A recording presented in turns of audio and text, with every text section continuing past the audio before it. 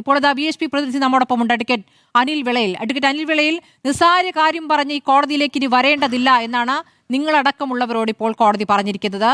ഈ അന്വേഷണം ഞങ്ങളുടെ മേൽനോട്ടത്തിലാണ്, ഞങ്ങൾക്കറിയാം ഈ അന്വേഷണം എങ്ങനെയാണ് നീങ്ങുന്നതെന്ന്. നിങ്ങൾക്ക് ഈ CBIക്ക് വിടാനുള്ള തിടുക്കം എന്തായിരുന്നു? എന്താണ് ഇങ്ങനെ ഒരു ഹർജിക്ക് പിന്നിൽ, അഡ്വക്കേറ്റ് അനിൽ വിളയിൽ? ഇത് ബഹുമാനപ്പെട്ട ഹൈക്കോടതിക്ക് ഇതൊരു നിസ്സാര സംഭവമായി തോന്നി എന്നുള്ളതിൽ ഞങ്ങളുടെ ദുഃഖം രേഖപ്പെടുത്തുകയാണ്. അങ്ങനെ എവിടെയാണ് കോടതി പറഞ്ഞത്? നിസ്സാര സംഭവം എന്ന് കോടതി പറഞ്ഞോ? നിസ്സാര ഹർജിയുമായി വരരുതെന്നാണ് പറഞ്ഞത്. അതാ പറഞ്ഞ നിസ്സാര ഹർജിയായിട്ട് ബഹുമാനപ്പെട്ട ഹൈക്കോടതി ഏത് രീതിയിലാണ് അതിനെ കണ്ടതെന്ന് ഞങ്ങൾക്കറിയില്ല. കാരണം ഇത് നിസ്സാരമായ ഹർജി അല്ല എന്ന് ബഹുമാനപ്പെട്ട ജിൻഡോ ജോണും CPMന്റെ പ്രതിനിധി പോലെ ഇവിടെ സംസാരിച്ചപ്പോൾ പറഞ്ഞു കഴിഞ്ഞു. കാരണം ഇത് കേരളത്തിനകത്ത് മാത്രം ഒതുങ്ങി നിൽക്കുന്നതോ SIT പോലെയുള്ള കേരളത്തിലെ ആഭ്യന്തര വകുപ്പിന്റെ കീഴിലുള്ള ഒരു അന്വേഷണ ഏജൻസിക്ക് നടത്തിക്കൊണ്ടുപോകാനോ പ്രയാസമുള്ള ഒരു കേസാണ് എന്നുള്ളത് പൊതുസമൂഹത്തിലെ എല്ലാവരും, ഇപ്പൊ കോൺഗ്രസിന്റെ ജിൻഡോ ജോൺ ഉൾപ്പെടെയുള്ളവർ സമ്മതിച്ചു കഴിഞ്ഞ കാര്യമാണ്. ഇത് കേരളത്തിന്റെ 4 അതിരുകൾക്കകത്ത് മാത്രം നിൽക്കുന്ന കേസല്ല, ഇതിന് അന്തർ സംസ്ഥാന ബന്ധങ്ങളുണ്ട്. ബഹുമാനപ്പെട്ട ഹൈക്കോടതിയാണെന്ന് പറഞ്ഞത് ഇതിനകത്ത് എന്താണ്? സുഭാഷ് ഗുപ്ത എന്ന് പറയുന്ന ഒരു അന്തർദേശീയ വിഗ്രഹക്കടത്ത് ലോബിയുമായി ബന്ധപ്പെട്ട ആളിനെ പോലും ബഹുമാനപ്പെട്ട ഹൈക്കോടതി ഈ കേസുമായി വലിച്ചിഴച്ചത് ആദ്യം ബഹുമാനപ്പെട്ട ഹൈക്കോടതിയാണ്. അല്ല, കോടതി തന്നെ പറഞ്ഞ കാര്യമാണല്ലോ അഡ്വക്കേറ്റ് അനിൽ വിളയിൽ. കോടതി എന്ന് പറഞ്ഞിരിക്കുന്ന ഒരു കാര്യം കണ്ണികൾ ചേർത്ത് കൊണ്ടുവരേണ്ടതുണ്ട്. കണ്ണികൾ വിളക്കി ചേർത്ത് വേണം ഈ അന്വേഷണം മുന്നോട്ട് കൊണ്ടുപോകാൻ. അപ്പോൾ പല കണ്ണികളായി ഇപ്പോൾ SIT അത് ചേർത്തുകൊണ്ടിരിക്കുകയാണ്. അതിനിടയ്ക്ക് അത് എടുത്തുകൊണ്ട് CBIക്ക് കൂടെ കൊടുക്കാൻ പറ്റില്ല എന്നുള്ളതാണ് കോടതി മനസ്സിലാക്കുന്നത്. കോടതി എല്ലാ കാര്യങ്ങളും നമ്മൾ അറിയുന്നതിലപ്പുറമുള്ള വിവരങ്ങൾ കോടതിക്ക് മുന്നിലേക്ക് എത്തുന്നുണ്ട്. ശ്രീ അനിൽ വിളയിൽ, ഈ CBI അന്വേഷണം എന്ന ആവശ്യം കൃത്യമായ രാഷ്ട്രീയമല്ലേ? നമ്മൾ അറിയുന്നതിനേക്കാൾ കൂടുതൽ വിവരങ്ങൾ അറിയുന്ന ബഹുമാനപ്പെട്ട ഹൈക്കോടതിയിലെ 3 ജഡ്ജിമാരാണ്. ദേവസ്വം ബെഞ്ചിലെ 2 ജഡ്ജിമാരും ഈ കേസുമായി ബന്ധപ്പെട്ട ജാമ്യം പരിഗണിക്കുന്ന ജസ്റ്റിസ് ബദറുദ്ദീന്റെ ബെഞ്ചുമാണ് ഈ കേസുമായി ബന്ധപ്പെട്ട എല്ലാ കാര്യങ്ങളും അറിയുന്നത്. പക്ഷെ നമ്മൾ ശ്രദ്ധിക്കേണ്ട കാര്യമുണ്ട്, ഈ ജാമ്യാപേക്ഷയുമായി ബന്ധപ്പെട്ട കാര്യങ്ങൾ പരിഗണിക്കുന്ന ജസ്റ്റിസ് ബദറുദ്ദീന്റെ ഭാഗത്തുനിന്നും കൃത്യമായ വിമർശനം എല്ലാ ദിവസങ്ങളിലും SIT നേരിടുന്നുണ്ട്. അങ്ങനെ വരുമ്പോൾ അന്വേഷണത്തിലെ പാളിച്ചകൾ അദ്ദേഹത്തിന് ബോധ്യപ്പെടുന്നുണ്ട്. ഡിവിഷൻ ബെഞ്ചിന് എപ്രകാരമാണ് തോന്നുന്നത് എനിക്കറിയെ പറയാൻ സാധിക്കില്ല. കാരണം ഈ കേസിനകത്തെ രാഷ്ട്രീയ ബന്ധങ്ങളെ പറ്റി നോക്കുമ്പോൾ ഈ SIT എന്ന് പറയുന്ന കടലിനും ചെകുത്താനും ഇടയിൽപ്പെട്ട ഒരു അവസ്ഥയിൽ കൂടെയാണ് ഈ അന്വേഷണം മുമ്പോട്ട് കൊണ്ടുപോയിക്കൊണ്ടിരിക്കുന്നത്. ഹൈക്കോടതി എന്ന് പറയുന്ന കടലും അല്ലെങ്കിൽ ഭരണപക്ഷ ആഭ്യന്തര വകുപ്പ് എന്ന് പറയുന്ന ചെകുത്താനും ഇടയിൽപ്പെട്ട ഒരു വലയുകയാണ്. നമ്മൾ ഈ കേസിന്റെ നാൾവഴികൾ പരിശോധിക്കുമ്പോൾ CPIMന്റെ പ്രതിനിധി സംസാരിക്കുകയുണ്ടായി. ഈ കേസിന്റെ തുടക്കത്തിൽ തന്നെ പത്മകുമാറിനെ അറസ്റ്റ് ചെയ്തപ്പോൾ എന്തുകൊണ്ട് നിങ്ങൾ പാർട്ടിയിൽ നിന്ന് പത്മകുമാറിനെ മാറ്റുന്നില്ല എന്നുള്ള ചോദ്യം ME ഗോവിന്ദൻ മാസ്റ്ററോട് ചോദിച്ചപ്പോൾ അദ്ദേഹം പറഞ്ഞൊരു കാര്യമുണ്ട്, അന്വേഷണം നടക്കട്ടെ, കുറ്റപത്രം കൊടുക്കുന്ന സമയത്ത് അദ്ദേഹത്തിനെതിരെ ഏതെങ്കിലും ആരോപണം ഉണ്ടെങ്കിൽ ഞങ്ങൾ അതിന്മേൽ തീരുമാനം എടുത്തുകൊള്ളാമെന്ന് പറഞ്ഞിരിക്കുകയാണ്.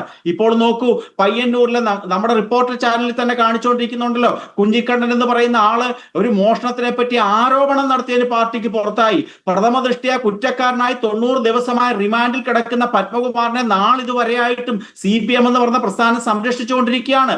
അവരെ സംബന്ധിച്ചിടത്തോളം ഈ കേസുമായി ബന്ധപ്പെട്ടുകൊണ്ട് ഒരു ഇടക്കാല ഒരു കുറ്റപത്രം ബഹുമാനപ്പെട്ട കോടതിയിൽ സമർപ്പിക്കുന്നത് CPMനെ സംബന്ധിച്ചിടത്തോളം വളരെ ബുദ്ധിമുട്ടാണ്. കാരണം വരാൻ പോകുന്ന നിയമസഭാ തെരഞ്ഞെടുപ്പ് ആകുമ്പോഴേക്കും ഇതുമായി ബന്ധപ്പെട്ട സംഭവങ്ങൾ ആറി തണുക്കണം. ഇതോടുകൂടി ഈ കേസിന്റെ അന്വേഷണം മുകൾ തലങ്ങളിലേക്ക് പോകരുത് അങ്ങൊരു അഭിഭാഷകനാണല്ലോ. ഈ കുറ്റപത്രം സമർപ്പിക്കാൻ ഈ മോഷണ മുതൽ കണ്ടെത്തണ്ടേ?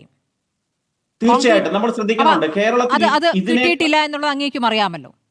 ഇതിനകത്ത് നമ്മൾ ശ്രദ്ധിക്കേണ്ട കാര്യം, ഇതിനകത്ത് ഏകദേശം 4-4.25 കിലോ സ്വർണം നഷ്ടമുണ്ടായെന്നാണ് പ്രാഥമികമായ അന്വേഷണത്തിൽ. അതിനകത്ത് ഏകദേശം 400 ചില്ലാനം ഗ്രാം സ്വർണം ഇതുവരെ റിക്കവർ ചെയ്തെടുത്തിട്ടുണ്ട്. ഈ കേസിനേക്കാൾ പ്രമാദവും ഇതേ കേസിനേക്കാൾ കോംപ്ലിക്കേറ്റഡ് ആയിട്ടുള്ള ഒരു കേസായിരുന്നു സിനിമാ നടൻ ദിലീപുമായി ബന്ധപ്പെട്ടൊരു കേസുണ്ടായിരുന്നു. ആ കേസും സമാന സാഹചര്യത്തിൽ ധാരാളം കോംപ്ലിക്കേഷൻ, ഭാരതവും ലോകവും കണ്ടിട്ടില്ലാത്ത കൊട്ടേഷൻ കൊടുത്തുകൊണ്ട് ശ്രീപീഡനം നടന്ന കേസില് യഥാസമയങ്ങളിൽ ഓരോ സമയത്ത് കൃത്യമായ ഇടവേളകളിൽ ഇടക്കാല കുറ്റപത്രങ്ങൾ സമർപ്പിച്ചിരുന്ന ഒരു സാഹചര്യവും കേരളം കണ്ടിട്ടുണ്ട്. ഈ കേസിനകത്തും ഇതുമായി ബന്ധപ്പെടുത്തിക്കൊണ്ട് 440 ഗ്രാം സ്വർണം പിടിച്ചെടുത്തിട്ടുണ്ട്. തുടങ്ങി വ്യാജമായ രേഖകളുണ്ട്, മഹസറിനകത്ത് കൃത്രിമമുണ്ട്, തുടങ്ങിയ കാര്യങ്ങളൊക്കെ SITക്ക് ബോധ്യപ്പെട്ട സാഹചര്യത്തിൽ ഒരു ഇടക്കാല ഒരു കുറ്റപത്രം സമർപ്പിക്കുന്നതിന് വലിയ പരിമിതികളൊന്നും SITയെ സംബന്ധിച്ചുകൊണ്ട് ഇല്ല എന്നുള്ളതാണ് ഈ കേസിന്റെ നാൾവഴികളും. ഈ കേസിനകത്ത് ബഹുമാനപ്പെട്ട ഹൈക്കോടതിയിൽ OP ഫയൽ ചെയ്തിരിക്കുന്നത് വിശ്വ ഹിന്ദു പരിഷത്തിന് വേണ്ടി ഞാനാണ്. ഞാൻ ഈ കേസുമായി ബന്ധപ്പെട്ട രേഖകളെല്ലാം കളക്ട് ചെയ്യുന്ന ഒരാളാണ്, പഠിക്കുന്ന ഒരാളാണ്. തീർച്ചയായിട്ടും SITയെ സംബന്ധിച്ചിടത്തോളം അവർ ആഭ്യന്തര വകുപ്പുമായി ബന്ധപ്പെട്ട് പ്രവർത്തിക്കുന്ന പോലീസ് ഹൈക്കോടതി നിയമിച്ചതൊക്കെ ആയിരിക്കാം. അതാണ് ഞാൻ പറഞ്ഞത്, ചെകുത്താനും കടലിനും ഇടയിൽ തന്നെയാണ് അവര്. നിരീക്ഷണത്തിലാണ് ഹൈക്കോടതിയുടെ നിരീക്ഷണത്തിലാണ് ഈ അന്വേഷണം. നിരീക്ഷണമായിക്കൊള്ളട്ടെ, എന്ത് നിരീക്ഷണമാണ് ഇവർ? നമ്മൾ ശ്രദ്ധിക്കേണ്ട കാര്യമുണ്ട്. ഇതിനേക്കാൾ പ്രമാദമായിട്ടുള്ള അയോധ്യ കേസ് പോലും ഇൻ ക്യാമറ പ്രൊസീഡിങ്സ് നടന്നിട്ടില്ല. പൊതുസമൂഹത്തിൽ ഈ കേസിൽ നടക്കുന്ന കാര്യങ്ങളെ പറ്റി യാതൊരു ബോധ്യവുമില്ല. ഹൈക്കോടതി എന്തോ റിപ്പോർട്ടുകൾ എല്ലാ ദിവസവും തയ്യാറാക്കുന്നു, ഇവർ നേരിട്ട് പോയി സംസാരിക്കുന്നു, അത് നിങ്ങളിൽ കൂടെ കുറച്ച് വിവരങ്ങൾ പുറത്തു വരുന്നു, ഈ റിപ്പോർട്ടുകൾ ഞങ്ങൾ കാണുന്നു. അതിനുപരിയായിട്ട് എന്താണ് നടക്കുന്നതെന്നും എങ്ങനെയാണ് നടക്കുന്നതിനെ പറ്റി ഒരു രൂപവുമില്ല. പക്ഷെ ഓപ്പൺ കോടതിയിൽ നടക്കുന്ന ആ സിംഗിൾ ജഡ്ജി ബദറുദ്ദീന്റെ ബെഞ്ചിൽ നടക്കുന്ന കാര്യങ്ങളെ പറ്റി വ്യക്തമായി, അത് ഇൻ ക്യാമറ അല്ലാത്തതുകൊണ്ട് അവിടെ നടക്കുന്ന സംഭവങ്ങളും അവിടെ നടക്കുന്ന പരാമർശങ്ങളും പൊതുസമൂഹത്തിന് മനസ്സിലാകുന്നുണ്ട്. ആ മനസ്സിലാക്കുന്നതിന്റെ അടിസ്ഥാനത്തിൽ SIT സംബന്ധിച്ചിടത്തോളം അവർ ഈ കേസിലെ അന്വേഷണത്തിൽ ഗുരുതരമായ വീഴ്ചകൾ നടത്തുന്നുണ്ട് എന്നുള്ളത് വാസ്തവമാണ്. അതുമായി ബന്ധപ്പെട്ടുകൊണ്ട് മുമ്പോട്ട് പോകുമ്പോഴാണ് ഞങ്ങൾ ഉന്നയിക്കുന്നത്, ഇത് കേരള പോലീസിന് അന്വേഷിക്കാൻ ഒക്കില്ല. ഇതിനെ ബാംഗ്ലൂരിലും മദ്രാസിലും ഭാരതത്തിന് വെളിയിൽ പോലും ഈ കേസുമായി ബന്ധപ്പെട്ട കാര്യങ്ങൾ ഉള്ളത് കൊണ്ട് CBI പോലെയുള്ള ഒരു അന്വേഷണ ഏജൻസി ഈ കേസുമായി ബന്ധപ്പെട്ടുള്ള അന്വേഷണം ഏറ്റെടുക്കണമെന്ന് തന്നെയാണ് ഞങ്ങൾ ആവശ്യപ്പെടുന്നത്. ബഹുമാനപ്പെട്ട ഹൈക്കോടതി എന്തിന്റെ അടിസ്ഥാനത്തിലാണ് ഇത്തരത്തിലുള്ള നിസ്സാരമായ ഹർജി എന്ന് പറഞ്ഞതിനെ പറ്റി ഞങ്ങൾക്കറിയില്ല. കാരണം ഇത് നിസ്സാരമല്ല, ഇത് ഹൈന്ദവ സമൂഹത്തിനാണ് നഷ്ടമുണ്ടായിട്ടുള്ളത്, വേറെ ആർക്കുമല്ല. ഈ അയ്യപ്പ ഭഗവാന്റെ സ്വത്ത് മോഷ്ടിച്ചതിനകത്ത് രണ്ടു കൂട്ടർക്കും പ്രധാനപ്പെട്ട പങ്കുണ്ട്. ഇവർ ആരാണ് ശബരിമലയിൽ കയറ്റിയത് എന്ന് ചോദിക്കും കോൺഗ്രസ് ചോദിച്ചിട്ട് അവർ പറയുന്ന ഉത്തരം LDF എന്ന് പറയും. LDF ആ പാരഡി പാടിയിട്ട് പറയുന്ന ഉത്തരം കോൺഗ്രസ് എന്ന് പറയും. ഇവർ തമ്മിലുള്ള ഒരു അഡ്ജസ്റ്റ്മെന്റ് ഇതിനകത്തുണ്ട്. കാരണം ഇത് സോണിയാഗാന്ധിയിലേക്കും അടൂർ പ്രകാശിലേക്കും തുടങ്ങിയ ആ രീതികളിലേക്ക് ഇതിന്റെ അന്വേഷണം പോകരുത്. നിയമസഭാ രേഖകൾ കിടക്കുകയാണ്. സോണിയാഗാന്ധിയെ പോലും കേരള നിയമസഭയിൽ ഈ കേസുമായി ബന്ധപ്പെടുത്തിക്കൊണ്ട് പരാമർശം നടത്തിയിരിക്കുന്ന മന്ത്രിമാരാണ്. അവർക്കറിയാമല്ലോ. അങ്ങനെയുള്ള ഒരു സാഹചര്യത്തില് സുഭാഷ് ഗുപ്തയെ പറ്റി ഹൈക്കോടതിയാണ് പറഞ്ഞിരിക്കുന്നത്. ഈ ഒരു അപൂർവമായ സാഹചര്യത്തില് ഈ കേസ് CBI പോലുള്ള ഒരു അന്വേഷണ ഏജൻസി അന്വേഷിക്കുക തന്നെ വേണം. ഇടക്കാല കുറ്റപത്രം കൊടുത്തില്ല എങ്കിൽ ഉണ്ടാകുന്ന ഒരു അപകടം കൂടെ നമ്മൾ ശ്രദ്ധിക്കേണ്ടതുണ്ട്. ഇതുവരെ 3 പേര് പുറത്തിറങ്ങി കഴിഞ്ഞു. ഇനി ഉണ്ണികൃഷ്ണൻ പോറ്റി പുറത്തിറങ്ങും. ഇനിയും അന്വേഷണത്തിന്റെ ഭാഗമായി അറസ്റ്റ് ചെയ്യുമെന്നും അന്വേഷണത്തിന്റെ ഭാഗമായി ചോദ്യം ചെയ്യപ്പെടുമെന്നും നമ്മൾ കരുതുന്ന ഈ കടകംപള്ളി സുരേന്ദ്രൻ ഉൾപ്പെടെയുള്ള ആൾക്കാരുണ്ട്. ഈ ഉണ്ണികൃഷ്ണൻ പോറ്റി പുറത്തിറങ്ങി കഴിയുമ്പോൾ ഇവർക്കൊക്കെ ഉണ്ണികൃഷ്ണൻ പോറ്റിയായിട്ട് ബന്ധപ്പെടാൻ സാധിക്കും.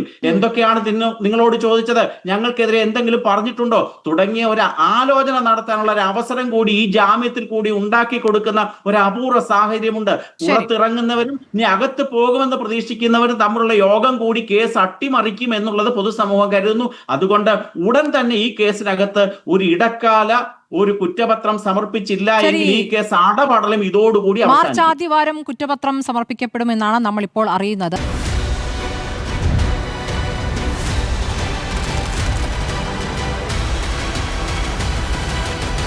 ഡിബേറ്റ് വിത്ത് സ്മൃതി പരുത്തിക്കാട്.